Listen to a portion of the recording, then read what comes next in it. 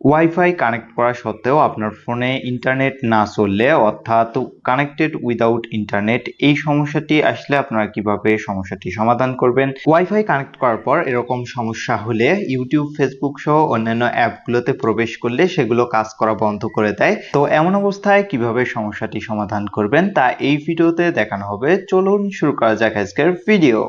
প্রথমে আপনাদের ফোন থেকে সেটিং অ্যাপটিকে ওপেন করে নিতে হবে। ওপেন করে নেওয়ার পর এখানে প্রথমে কানেকশনের অপশন দেখতে পাবেন। তো এরকম যদি কোনো অপশন আপনাদের ফোনে থাকে সেইটাতে ক্লিক করে দেবেন। তো ক্লিক করার পর এখানে নিচের দিকে দেখতে পারবেন মোর কানেকশন সেটিংস এর অপশন রয়েছে, এটাতে ক্লিক করে দেবেন। ক্লিক করার পর এখানে প্রাইভেট ডিএনএস এর একটা অপশন দেখতে পারবেন, এটাতে ক্লিক করবেন।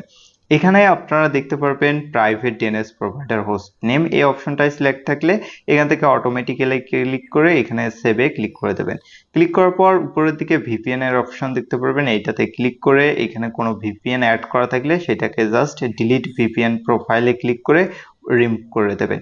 রিমুভ করার পর এইখান থেকে আপনারা বের হয়ে আসবেন। এরপর এই পেজে এসে আপনারা নিচের দিকে স্ক্রল করে চলে যাবেন। নিচের দিকে আসার পর এখানে জেনারেল ম্যানেজমেন্টের একটা অপশন দেখতে পারবেন, এইটাতে ক্লিক করবেন। এইটাতে ক্লিক করার পর এখানে ডেট অ্যান্ড টাইম নামে একটা অপশন রয়েছে, এই অপশনটায় জাস্ট আপনারা ক্লিক করবেন। এখানে ক্লিক করার পর উপরের দিকতে দেখতে পাবেন অটোমেটিক ডেট অ্যান্ড টাইম, নিচে রয়েছে অটোমেটিক টাইম জোন। দুইটা অপশনে আপনাদেরকে ইনেবল করে দিতে হবে। এইখানে দুইটা অপশনেই কিন্তু জরুরি একটা বিষয়।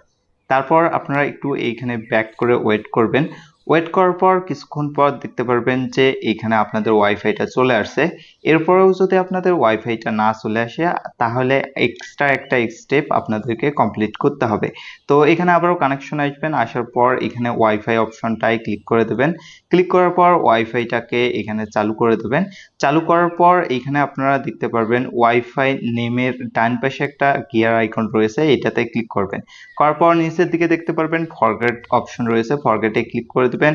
দেওয়ার পর এইখান থেকে আপনাদের একটু ওয়েট করতে হবে। দেন আপনারা এখানে ট্যাপ করে আপনাদের পাসওয়ার্ডটি দেবেন। দেওয়ার পর এখানে কানেক্টে ক্লিক করে দেবেন। কানেক্টে ক্লিক করে দেওয়ার পর আপনাদের ওয়াইফাইটা কানেক্ট হয়ে যাবে। তো এই স্টেপগুলো যদি আপনারা কমপ্লিট করেন আশা করা যায় আপনাদের সমস্যাটি সমাধান হয়ে যাবে।